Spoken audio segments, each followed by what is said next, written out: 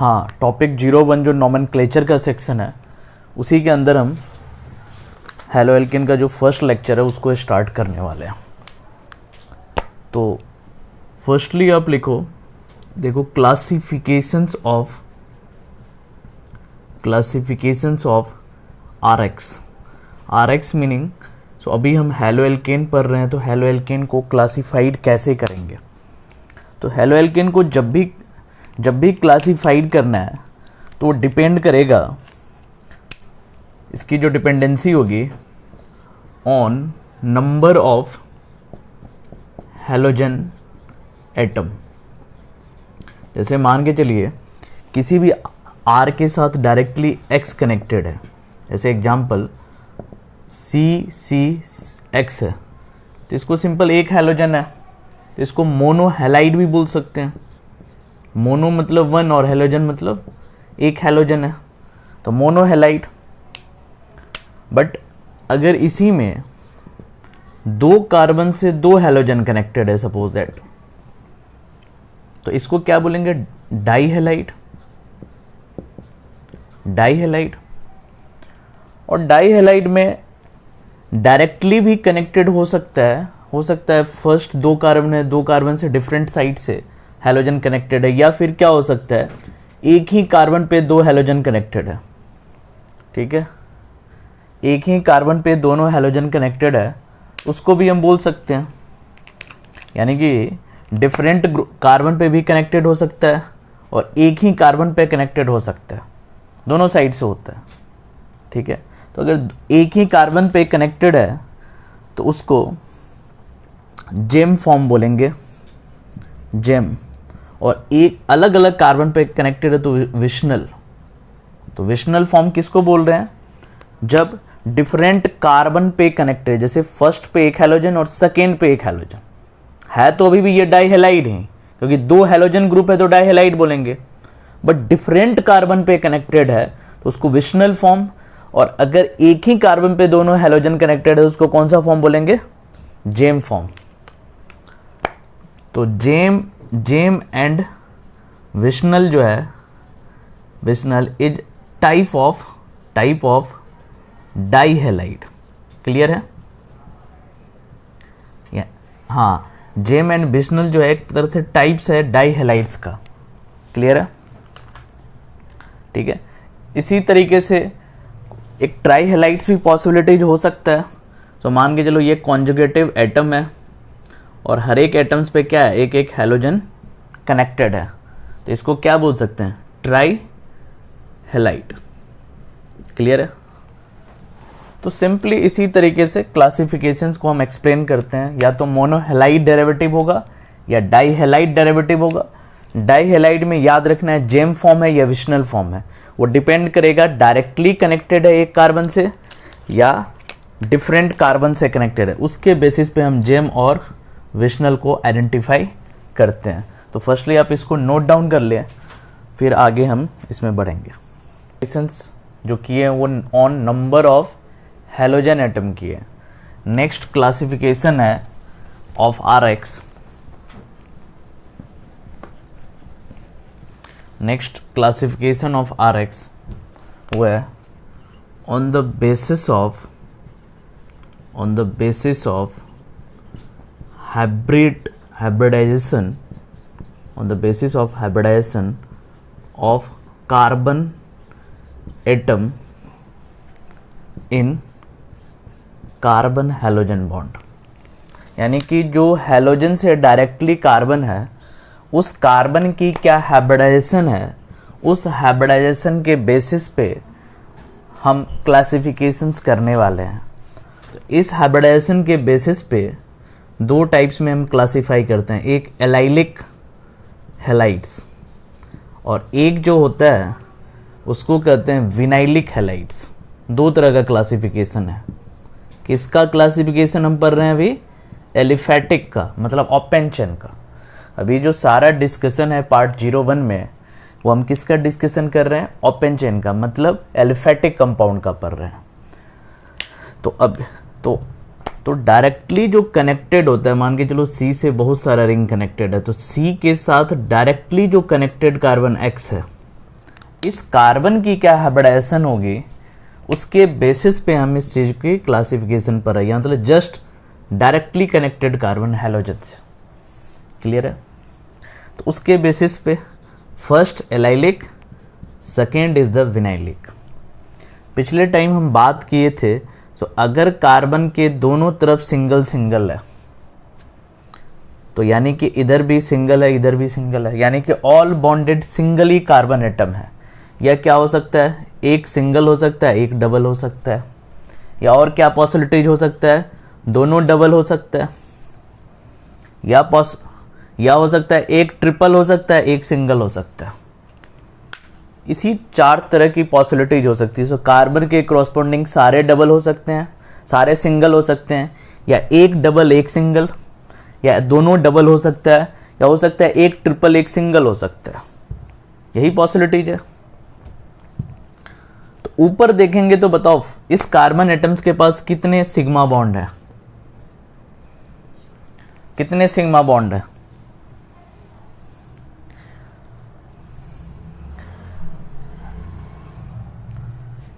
एक सिंगल के पास कितने सिग्मा होते हैं? एक सिंगल के पास एक सिग्मा बॉन्ड होता है। डबल के पास कितने सिग्मा कितने पाई?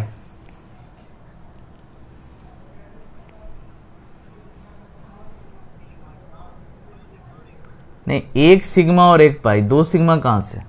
डबल के पास एक सिग्मा एक पाई, ट्रिपल के पास कितने सिग्मा? नहीं, हाँ, एक सिग्मा 2 पाई हो जाएगा। और हाइब्रिडाइजेशन जो होता है, hybridisation equal to number of sigma bond directly. जो हाइब्रिडाइजेशन होता है वो किससे डिसाइड होता है? नंबर ऑफ सिग्मा बॉन्ड से। अब अगर इस कार्बन एटम को देखोगे तो इसके पास 4 सिग्मा है, मतलब इसका हाइब्रिडाइजेशन sp3 हो जाएगा। क्लियर है? इस कार्बन को देखोगे तो यहां पे एक सिग्मा इधर एक सिग्मा इधर और एक तो पाई है। हाँ, एक सिग्मा इधर एक सिग्मा इधर और एक पाई है। उसके अलावा एक हाइड्रोजन भी तो मिसिंग है ना, क्योंकि टोटल वैलेंसी कितनी होती है कार्बन की? 4 होती है। तो एक सिग्मा और एक हाइड्रोजन वाला सिग्मा, टोटल कितने सिग्मा हो गया? 3 सिग्मा। तो इसकी हाइब्रिडाइजेशन कितनी हो जाएगी? sp2। क्लियर? नीचे का बताओ कितने हो जाएगा hybridisation?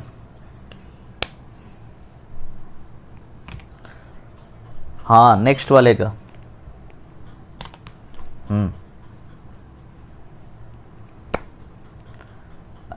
Number of sigma count करो ना, कितना होगा?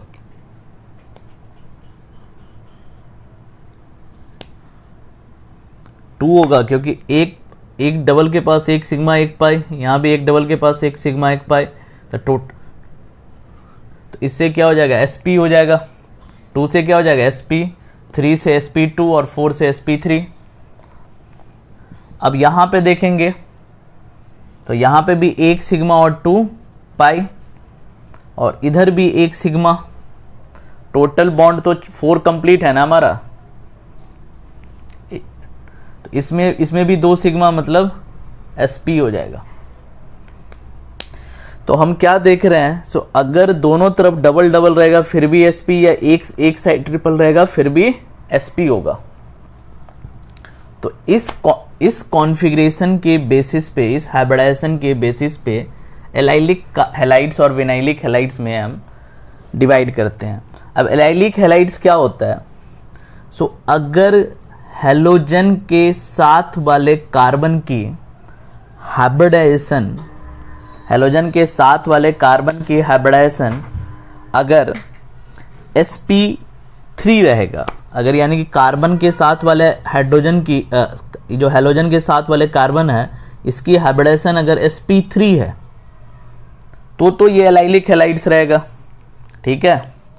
लेकिन अगर कार्बन के साथ वाले हैलोजन की हाइब्रिडाइजेशन sp2 रहेगा, तो ये क्या होगा, विनाइलिक हैलाइड्स होगा। ध्यान से सुनो एक बार, अगर कार्बन के साथ वाले हैलोजन के साथ वाले कार्बन का हाइब्रिडाइजेशन अगर sp3 रहेगा तो एलाइलिक हैलाइड्स, ठीक है। बट अगर कार्बन के साथ वाले हैलोजन के साथ वाले कार्बन का हाइब्रिडाइजेशन sp2 रहेगा तो विनाइलिक हैलाइड्स, ठीक है। जैसे अब यहाँ पे हैलोजन के साथ वाले कार्बन यहाँ पे और यहाँ पे जो है, अगर हम डबल बॉन्ड लगाते हैं, ध्यान से देखना, तो अगर यहाँ पे डबल बॉन्ड लगाते हैं तो इसके हाइब्रिडाइजेशन sp2 हो जाएगा, लेकिन हमें क्या रखना है, हाइब्रिडाइजेशन को sp3 रखना है।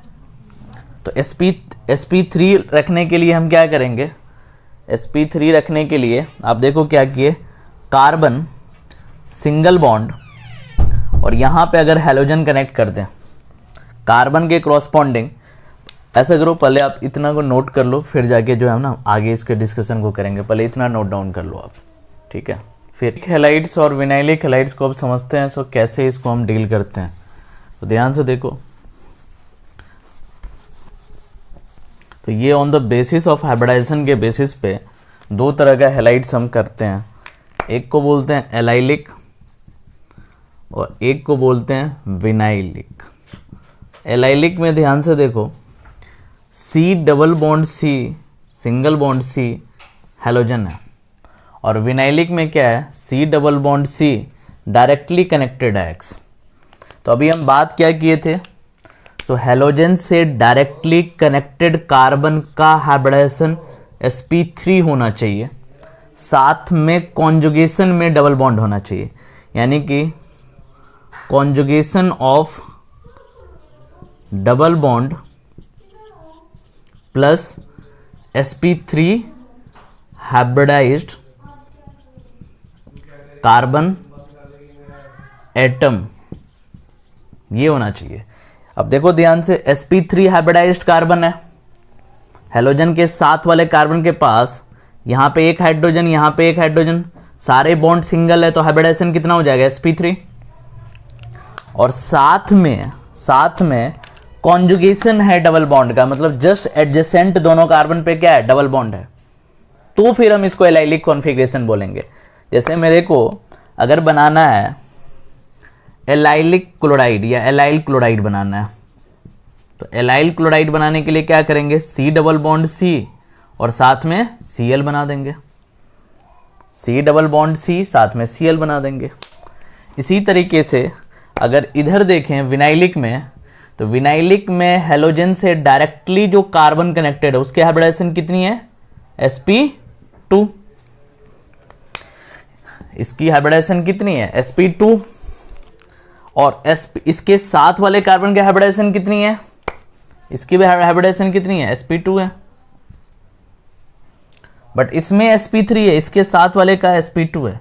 अब यहाँ पे कोई कॉन्जुगेशन नहीं बन रहा है, जैसे माने हमें अगर कोई बोलेगा विनाइल ब्रोमाइड बनाओ, तो विनाइल ब्रोमाइड सिंपल क्या हो जाएगा, इस तरीके से बना देंगे तो विनाइल ब्रोमाइड हो जाएगा, ठीक है। अब एक क्वेश्चन जो आता है, अब ये क्वेश्चन आता है, सो एलाइल क्लोराइड और विनाइल क्लोराइड या एलाइल क्लोराइड और विनाइल ब्रोमाइड में विच इज मोर स्टेबल, कौन सा ज़्यादा स्टेबल होगा। तो स्टेबल अगर कार्बोकेटाइन पॉइंट ऑफ व्यू से देखें, तो जब इससे कार्बोकेटाइन निकालोगे, अगर इसमें इस बॉन्ड को ब्रेक करते हो, तो जैसे ही बॉन्ड को ब्रेक करते हो तो Cl पे नेगेटिव, कार्बन पे क्या हो जाएगा, पॉजिटिव। तो यहाँ पे जब कार्बोकेटाइन बनाओगे तो कुछ इस तरीके से बनेगा, ये बॉन्ड ब्रेक किया, इस पे नेगेटिव, तो सामने वाले पे क्या आ जाएगा, पॉजिटिव, ये कार्बोकेटाइन बनेगा। इसको कहेंगे एलाइल कार्बोकेटाइन, एलाइल कार्बोकेटाइन। इसके क्रॉसपॉन्डिंग जब बनाओगे तो क्या बनेगा, C डबल बॉन्ड C पे कार्बोकेटाइन, इसको क्या बोलेंगे, विनाइल कार्बोकेटाइन बोलेंगे कि नहीं बोलेंगे। अब एलाइल कार्बोकेटाइन और विनाइल कार्बोकेटाइन में क्या देख रहे हो, एलाइल कार्बोकेटाइन यानी कि जो एलाइल कार्बोकेटाइन है, C डबल बॉन्ड C के ऊपर कार्बोकेटाइन, इस कार्बोकेटाइन में एक रेजोनेंस है, यानी कि एलाइल कार्बोकेटाइन जो है C double bond C carbocation, और एक जो है C double bond C carbocation, ये एलाइल है, और नीचे वाला जो है वो विनाइल है। एलाइल में एक रेजोनेटिंग स्ट्रक्चर फॉर्म होगा, उसका कॉन्जुगेशन क्या होगा, double single carbocation. But vinyl में कोई रेजोनेंस नहीं है, विनाइल कार्बोकेटाइन के पास कोई रेजोनेंस नहीं है।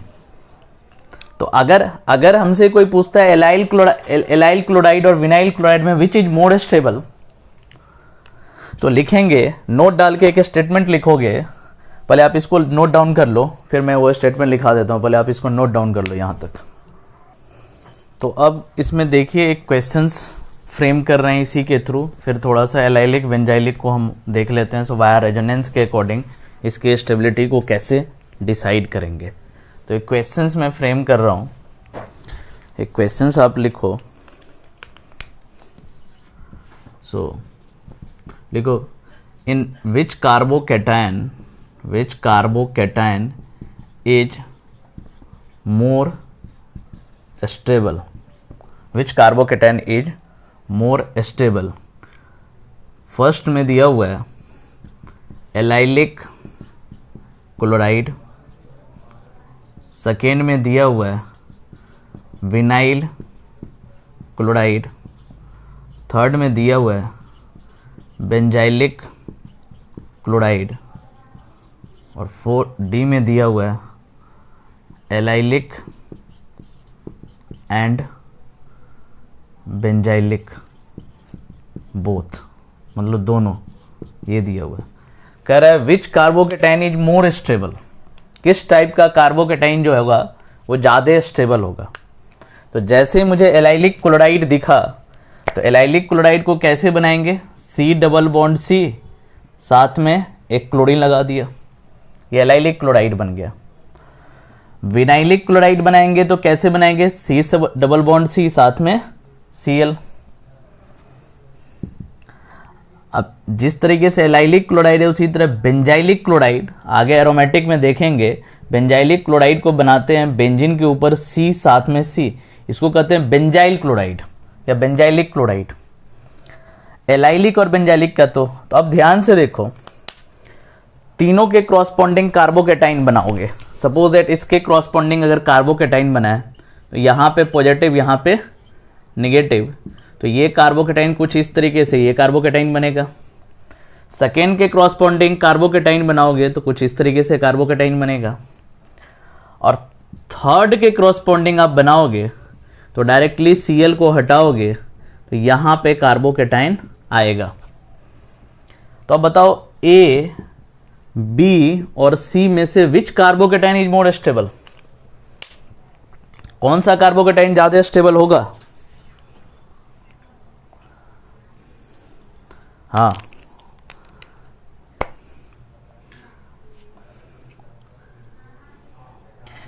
एक ये हो गया। हाँ, इसमें कोई रेजोनेंस है, किसमें रेजोनेंस है,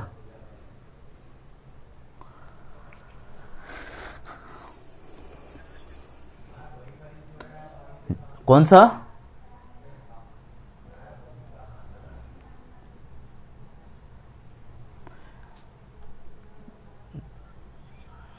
C होना चाहिए। क्यों, देखो कॉन्जुगेशन जो यहां पे हो रहा है, कॉन्जुगेशन जो है वो डबल सिंगल कार्बोकेटाइन है, क्लियर है।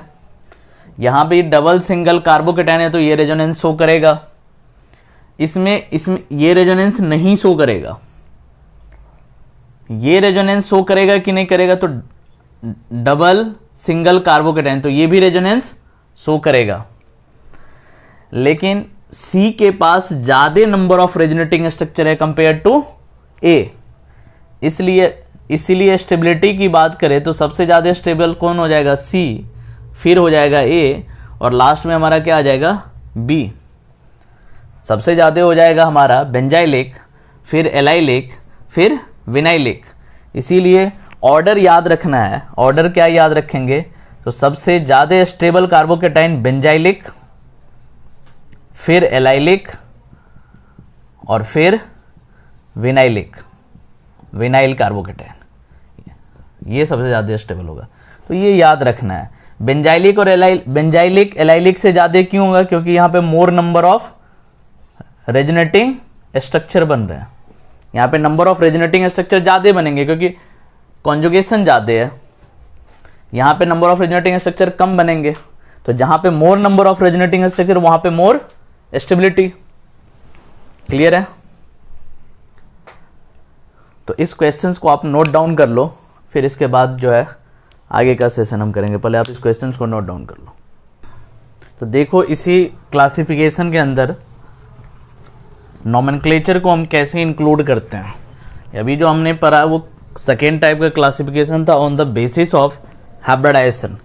तो इसमें जैसे इस क्वेश्चंस का नॉमेनक्लेचर करना है, सी डबल बॉन्ड सी साथ में सी बी आर है, एक ये है और एक है सी डबल बॉन्ड सी, ये बी आर है। दोनों का नॉमेनक्लेचर करना है। एक है C double bond C C B R, तो इसका सबसे पहले कॉमन नेम भी लिखना है और उसके बाद IUPAC भी लिखना है। इसका भी कॉमन नेम लिखना है और IUPAC लिखना है, दोनों लिखना है। तो देखो, अभी इस फॉर्म को हमने स्टडी किया है। पीछे जो अगर इस फॉर्म के बारे में बात करें तो ये sp3 हाइब्रिडाइज्ड कार्बन, ये sp2 हाइब्रिडाइज्ड कार्बन। sp3 के साथ में कॉन्जुगेशन है, तो कॉन्जुगेशन प्लस sp3 जब भी होता है तो उसको क्या बोलते हैं? एलाइलिक। तभी तो इसमें रेजोनेंस आता है। जैसे ही इसको ब्रेक करोगे तो यहाँ पे carbocation, carbocation single double resonance हो करेगा। यहां पे देखोगे तो कॉन्जुगेशन तो नहीं है बट sp2 प्लस sp2 है, जो भी है, बट sp2 हाइब्रिडाइज्ड कार्बन से जरूर कनेक्टेड है, उसके पास कॉन्जुगेशन नहीं है। तो इसका अगर कॉमन नेम लिखोगे तो सिंपल क्या लिखोगे? Allylic bromide. क्लियर है? इसको एलाइलिक ब्रोमाइड या एलाइल ब्रोमाइड कुछ में लिख लो।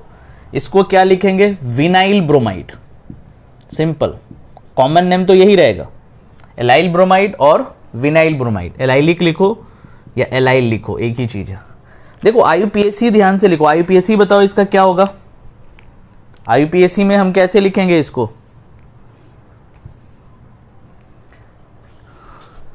अब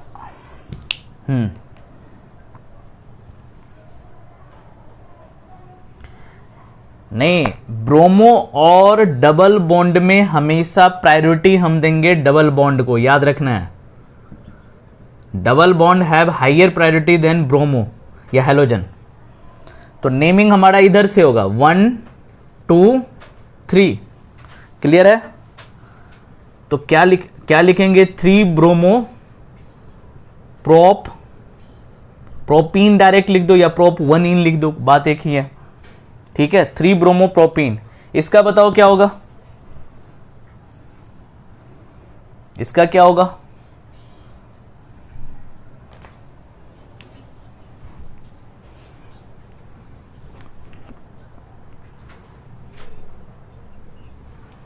क्या होगा?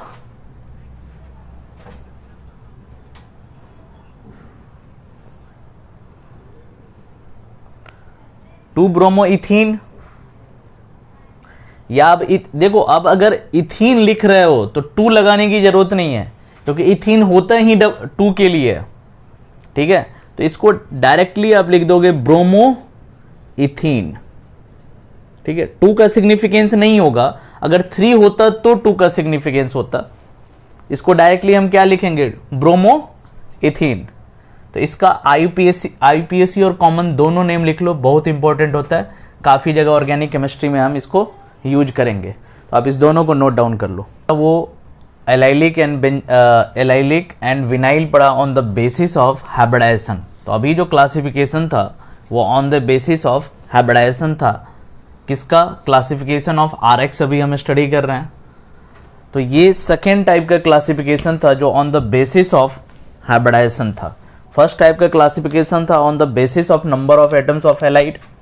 सेकेंड टाइप्स का on the basis of hybridisation. और एक थर्ड टाइप का है on the basis of degree, on the basis of degree of RX, on the basis of degree of carbon halogen. इसका तो on the basis of degree को कैसे explain कर रहे हैं? सो डिग्री निकालना ऑलरेडी हमने सिखा दिया था आपको कैसे। सो कार्बन के साथ जो हेलोजन के साथ, या हेलोजन हमारा फंक्शनल ग्रुप है, फंक्शनल ग्रुप के साथ कितने कार्बन डायरेक्टली लिंक्ड है। मान के चलो इधर R ग्रुप है, इधर H है, इधर H है, तो इस कार्बन से डायरेक्टली कितने कार्बन लिंक्ड है बताओ? इस कार्बन से डायरेक्टली कितने कार्बन लिंक है? यानी कि फंक्शनल ग्रुप के साथ वाले कार्बन को क्या बोलते हैं? Alpha carbon. और इधर एल्काइल ग्रुप है, एल्काइल ग्रुप में तो एक कार्बन होगा ही ना जो डायरेक्टली लिंक होगा।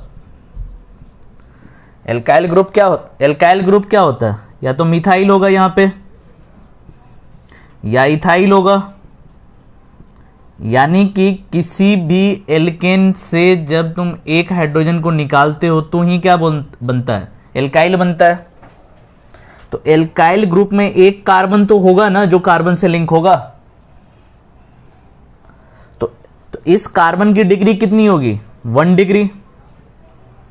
कार्बन से डायरेक्ट अल्फा कार्बन से, यानी कि फंक्शनल ग्रुप के साथ वाले कार्बन को अल्फा कार्बन, और अल्फा कार्बन से डायरेक्टली एक कार्बन लिंक है, इसको कितना डिग्री बोलेंगे? 1 डिग्री। 1 डिग्री को ही बोलते हैं प्राइमरी। अब अगर किसी भी कार्बन से मान के चलो 2 एल्काइल ग्रुप को लिंक कर दिया हमने, तो अब इसकी डिग्री कितनी हो जाएगी बताओ?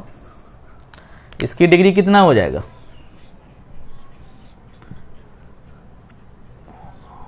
अभी ये अल्फा कार्बन है, तो इससे कितने कार्बन कनेक्टेड है डायरेक्ट?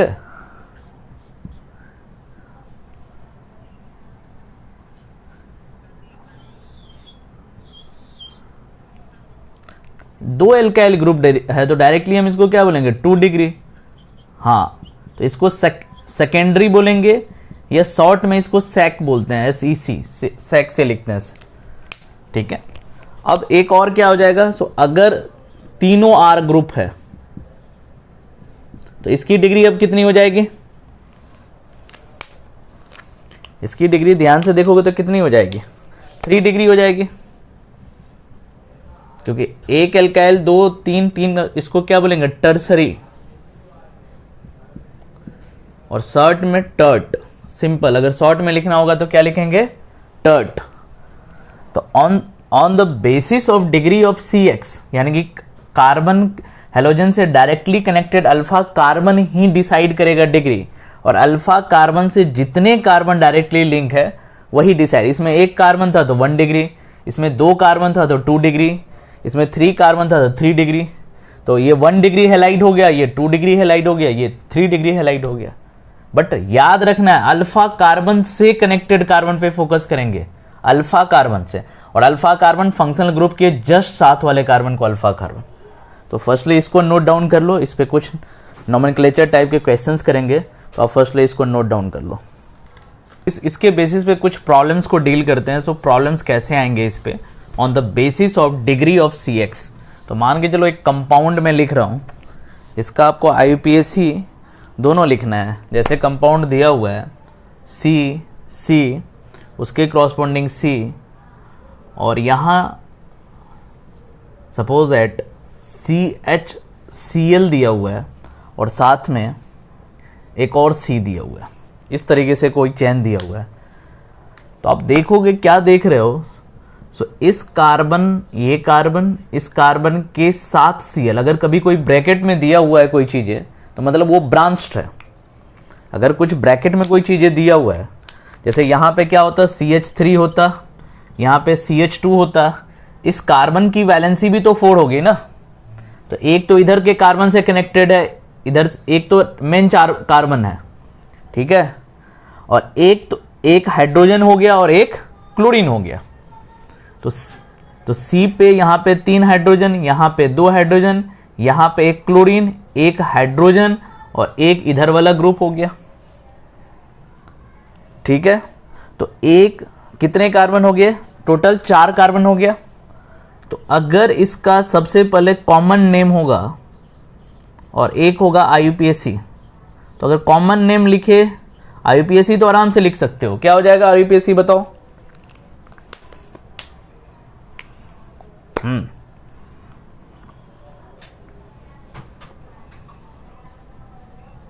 हाँ, IUPAC तो सिंपल है, 2-क्लोरो-ब्यूटेन हो जाएगा।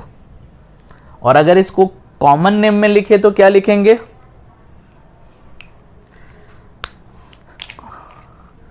हाँ, कॉमन नेम में देखो फंक्शनल ग्रुप के साथ वाले कार्बन को अल्फा कार्बन, और अल्फा कार्बन से डायरेक्टली कितने कार्बन कनेक्टेड है? 1 2, फर्स्ट कार्बन 2 कार्बन। तो ये सेकेंड डिग्री का है कि नहीं? ये कंपाउंड कितने डिग्री का है? सेकेंड डिग्री का। तो सेकेंड डिग्री को शॉर्ट, हाँ बिल्कुल, sec butyl chloride, simple, sec butyl chloride, बिल्कुल। हाँ, क्लोरोब्यूटाइल ने। जब भी कॉमन नेम लिख रहे हो तो क्लोराइड बाद में आएगा, IUPAC में पहले आ जाएगा। क्लियर है? ठीक है। अब जैसे एक और कंपाउंड में दे रहा हूं, सपोज दैट ये कुछ इस तरीके से CH3 कुछ इस तरीके से कंपाउंड है, CH3 तो इस कंपाउंड को एक्सप्लेन, हाँ बोलो। हाँ जी, CH3 इसको कैसे एक्सप्लेन करोगे? क्या नेम होगा? दोनों नेम लिखना है, एक कॉमन नेम भी लिखना है,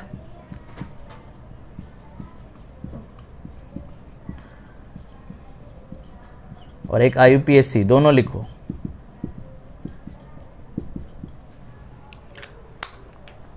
कॉमन नेम और IUPAC दोनों।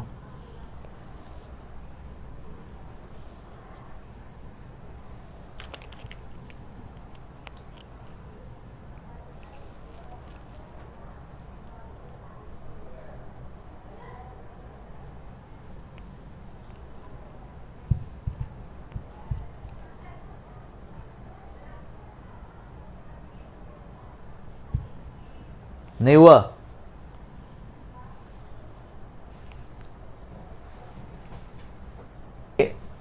कॉमन नेम तो हम सिंपल सेकेंडरी और टर्सरी के फॉर्म में लिखेंगे।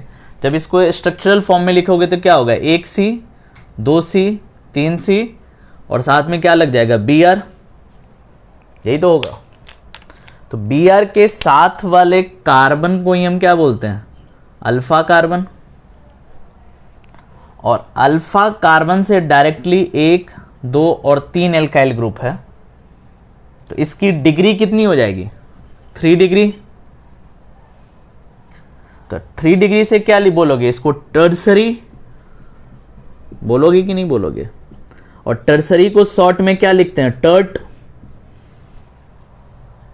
तो तब तो कोई प्रॉब्लम नहीं है। टर्ट यहां पे सेकेंडरी था, यहां पे हो जाएगा टर्ट ब्यूटाइल, क्या हो जाएगा? ब्रोमाइड,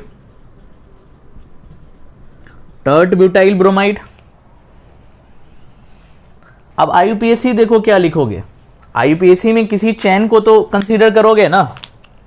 IUPAC में हमेशा हम लॉन्गेस्ट चैन को सिलेक्ट करते हैं। तो इस चैन को सिलेक्ट करोगे तो 1 2 कार्बन, इस चैन को सिलेक्ट करोगे तो 1 2 3 कार्बन। समझ में आ रहा है कि नहीं? इस लॉन्गेस्ट चैन को सिलेक्ट करना पड़ेगा, क्योंकि इस चैन को सिलेक्ट करोगे तो 2 ही कार्बन आएगा। तो हमेशा हम लॉन्गेस्ट चैन को प्रायोरिटी देते हैं IUPAC में। क्लियर है? अब इसका नेमिंग करोगे तो क्या हो जाएगा? 2 पे ब्रोमो आएगा कि नहीं आएगा? 2 ब्रोमो, 2 पे ब्रोमो आएगा कि 1 पे ब्रोमो आएगा? 2 पे ब्रोमो आएगा ना। ये देखो 1 2 3, 2 पे ब्रोमो है, और 2 पे क्या आएगा? मिथाइल भी आएगा। 2 ब्रोमो 2 मिथाइल, 2 ब्रांच है। ये मेन चेन हो गया हमारा, ये मेन चेन हो गया। और ब्रांच क्या है? एक ब्रोमीन है, एक मिथाइल है। तो 2 ब्रोमो 2 मिथाइल क्या होगा बताओ? 2 bromo 2 methyl propane, longest chain में तो 3 ही कार्बन है ना, तो 2 ब्रोमो 2 मिथाइल क्या हो जाएगा, सिंपल प्रोपेन। तो ये कॉमन नेम, ये आईयूपीएसी नेम, क्लियर है। तो इसको नोट डाउन कर लो फर्स्टली, उसके बाद आगे। किसी भी मेन कार्बन के पास, जैसे सपोज दैट ये कार्बन है, तो ये एक स्ट्रेट फॉरवर्ड कार्बन है, मतलब इसका चेन जो है इसमें कोई नो ब्रांच्ड है, इसमें कोई ब्रांचिंग तो नहीं है ना, नो ब्रांच्ड। तो नहीं ब्रांच है, तो इसको अगर नॉमेनक्लेचर करना है तो सिंपल क्या करेंगे, फर्स्ट, सेकेंड, थर्ड और फोर्थ। तो first, second, third, fourth simple आ जाएगा नॉर्मल, क्या हो जाएगा, normal butane chloro, normal chloro butane, simple. या नॉर्मल ब्यूटाइल क्लोराइड भी कर सकते हो, नॉर्मल क्या हो जाएगा, butyl chloride, normal butyl chloride. क्योंकि नॉर्मल में क्लोरो नहीं लगाएंगे ना, क्लोरो हमेशा कब आता है, जब हम आईयूपीएसी लिखेंगे, जिसका कॉमन नेम सिंपल क्या लिखेंगे, नॉर्मल ब्यूटाइल क्लोराइड। और अगर आईयूपीएसी लिखेंगे तो क्या लिखेंगे, 1 क्लोरो ब्यूटेन, ब्यूटेन ब्यूटेन। इसका कॉमन नेम सिंपल क्या हो जाएगा, नॉर्मल ब्यूटाइल क्लोराइड। और आईयूपीएसी क्या हो जाएगा, 1 क्लोरो ब्यूटेन। अब ध्यान से देखो, अगर इसमें हम ब्रांचिंग करें, ब्रांचिंग किधर से करें, लास्ट साइड से कर रहे हैं इसमें ब्रांचिंग, तो मान के चलो हमने इसमें क्या किया, इस तरीके से फॉर्मेट ले लिया और 1 2 3, 1 2 3, और इसमें डायरेक्टली यहां पे हमने क्या लगा दिया, हैलोजन। ये यहां पे कार्बन है, यहां पे कार्बन है, ध्यान से देखो, 1 कार्बन, 2 कार्बन, 3 कार्बन, और यहां पे हैलोजन, और एक 4 कार्बन है। यानी कि इसको कुछ इस तरीके से बना दिया, सी के साथ 1 कार्बन लगा दिया, और ये सी के साथ हमने डायरेक्टली किसको कनेक्ट कर दिया, एक्स को। तो एक ब्रांच कर दिया, सिंपल इसमें एक ब्रांचिंग कर दी। तो इसी फॉर्मेट को यानी कि लास्ट वाले कार्बन पे 2 कार्बन अगर डायरेक्टली कनेक्टेड है, 2 मिथाइल ग्रुप कनेक्टेड है, इसी फॉर्म को बोलते हैं आइसोफॉर्म। क्या बोलते हैं, आइसोफॉर्म।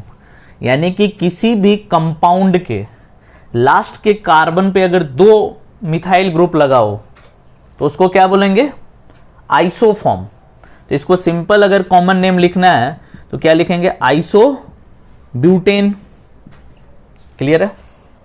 बट इसी का अगर आईयूपीएसी लिखना है तो क्या लिखेंगे, बताओ।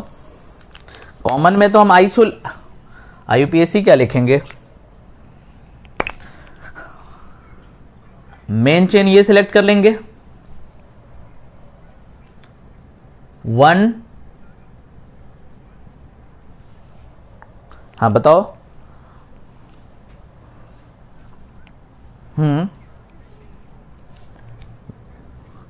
1 क्लोरो ना, पर 1 हेलो हो जाएगा, 1 हेलो, हाँ 1 हेलो, 2 पे मिथाइल, 2 पे मिथाइल, और क्या हो जाएगा, प्रोपेन, सिंपल। तो नॉर्मल में क्या कर रहे हैं, सिंपल हमने क्या किया, स्ट्रेट चेन बना दिया।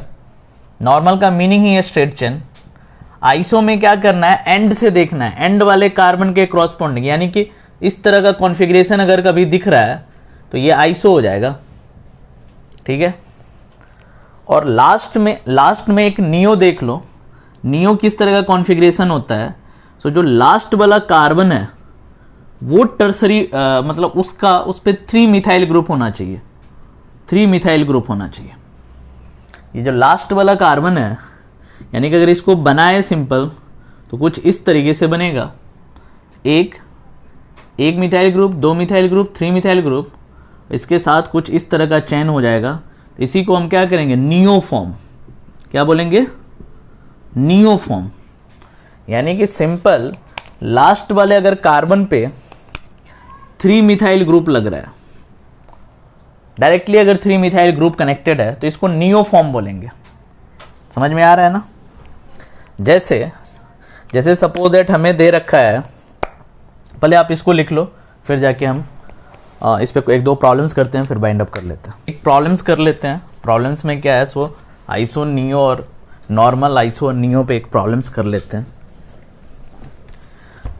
तो सिंपल, अगर स्ट्रेट चेन है तो इसको हम सिंपल नॉर्मल फॉर्म बोल सकते हैं।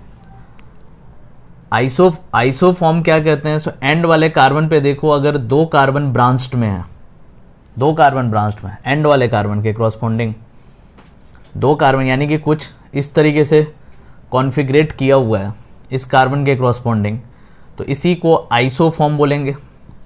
नियो फॉर्म क्या देखना है? तो लास्ट कार्बन के कॉरस्पॉन्डिंग अगर 3 कार्बन कॉन्फ़िगरेट है, यानी कि 1 2, एक तरह से 3 कार्बन कॉन्फ़िगरेट है, इस तरीके से चेन कंटिन्यू है, तो इस कार्बन के कॉरस्पॉन्डिंग इसको क्या बोलेंगे? Neo form. सिंपल, ये नियो फॉर्म बोलेंगे, नियो फॉर्म। जैसे मान के चलो, अगर मुझे 5 कार्बन से दिया, 1 2 3 4 5, तो इसको सिंपल स्ट्रेट चेन है, तो इसको क्या बोलेंगे? सिंपल नॉर्मल पेंटेन या normal pentyl bromide. Simple normal pentyl bromide. ठीक है।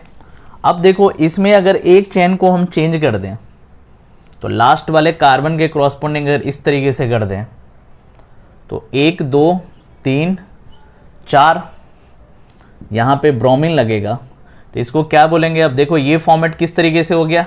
आइसो की तरह। देखो, आईयूपीएसी लिखना तो इसका इजी है, 1 क्लोरोपेंटेन लिख देंगे, सिंपल आईयूपीएसी। तो हम अभी सिंपल कॉमन नेम पे बात कर रहे हैं। कॉमन नेम थोड़ा सा डिफिकल्ट होता है, नॉर्मल। तो यहां से लास्ट वाले चेन से देखोगे, यानी कि जहां पे ब्रोमीन कनेक्टेड है फंक्शनल ग्रुप, उसके लास्ट से देखोगे आइसो है, तो कॉमन नेम क्या हो जाएगा? Iso pentyl bromide. सिंपल। अब इसी का नियो फॉर्म, अगर नियो फॉर्म लिखना है तो नियो फॉर्म में क्या करेंगे? 3 कनेक्टेड कर देंगे, 1 2 3, और यहां पे क्या हो जाएगा? टोटल 5 हो जाएगा ब्रोमीन। क्लियर है? तो यहां पे देखो, लास्ट वाले कार्बन पे कितने मिथाइल ग्रुप है? 3। हाँ, इसके डायरेक्टली ब्रांच्ड में कितने हैं? 3 है। तो इस तरह की कॉन्फ़िगरेशन को हम क्या बोलेंगे? नियो। तो इसको डायरेक्ट क्या बोल सकते हैं? नियो पेंटाइल, क्या बोलेंगे? ब्रोमाइड। ठीक है। और ये तीनों आपस में, याद रखना है, ये आपस में तीनों जो होता है वो क्या होता है? चैन आइसोमर होता है। क्या होता है? चैन आइसोमर। इस पे कभी बात करेंगे। ये तीनों आपस में, क्योंकि चैन आइसोमर्स वो होता है जिसमें चैन में चेंज हो रहा है। यहां पे कोई भी ब्रांच नहीं, इसमें 1 ब्रांच हो गया, इसमें कितने? 2 ब्रांच हो गया, तो नंबर ऑफ ब्रांचिंग धीरे धीरे बढ़ रहा है। तो ये तीनों आइसोमर, नॉर्मल आइसो नियो जो होता है, वो तीनों पेंटेन के 3 आइसोमर्स कहलाते हैं। पेंटेन के 3 ब्रांच्ड आइसोमर्स कहलाते हैं, चैन आइसोमर्स कहलाते हैं, नॉर्मल आइसो और नियो फॉर्मेट। तो ये कॉमन नेम काफ़ी वीवीआई काफ़ी ज़्यादा इंपॉर्टेंट है, नॉर्मल आइसो और नियो। काफ़ी बार पेपर में इन फॉर्म ऑफ नोमेनक्लेचर में पूछा जा चुका है, तो इसको आप अच्छी तरीके से नोट डाउन कर लो। ठीक है। नॉर्मल आइसो नोमेनक्लेचर लगभग फिनिश हो गया। इसमें एक शुरू में ही जेम और विशनल बताया था, एक जेम फॉर्म बताया था, एक विशनल फॉर्म बताया था। जेम में सिंपल क्या होता था? एक ही पोजीशन पे 2 क्लोरीन, एक ही कार्बन से क्या होता था? दोनों क्लोरीन लगाता था। तो कॉमन नेम इसका लिख लोगे आप simple. So gem di halide, gem di halide, या इसी को बोलते हैं इथाइलिडीन क्लोराइड, इथाइलिडीन क्लोराइड। और आईयूपीएसी लिखें तो ये फर्स्ट कार्बन, ये सेकेंड कार्बन, तो 1,1 एक ही कार्बन पे 2 क्लोरीन, तो 1,1 डाइक्लोरो क्या बोलेंगे, इथेन, सिंपल इथेन। तो ये जेम फॉर्म हो गया। और विशनल फॉर्म में क्या पढ़े थे, सो अलग अलग कार्बन पे 2 क्लोरीन रहेगा। तो इसका कॉमन नेम जब लिखोगे तो इसको क्या लिखोगे, एथाइलिन डाइक्लोराइड, एथाइलिन डाइक्लोराइड, या इसको बोल सकते हैं विशनल क्लोराइड या विशनल डाइक्लोराइड, विशनल डाइक्लोराइड। IUPAC लिखोगे तो क्या लिखोगे, 1 और 2, 1,2 क्या बोलोगे, 1 डाइक्लोरोइथेन, डाइक्लोरोइथेन। तो इसको आप फटाफट नोट डाउन कर लो। उसके बाद ऑलमोस्ट हमारा नोमेनक्लेचर वाला सेक्शन डन हो जाएगा। तो नेक्स्ट क्लास में हम नेचर ऑफ RX बॉन्ड पढ़ लेंगे, ठीक है। तो आप इसको नोट डाउन कर लो।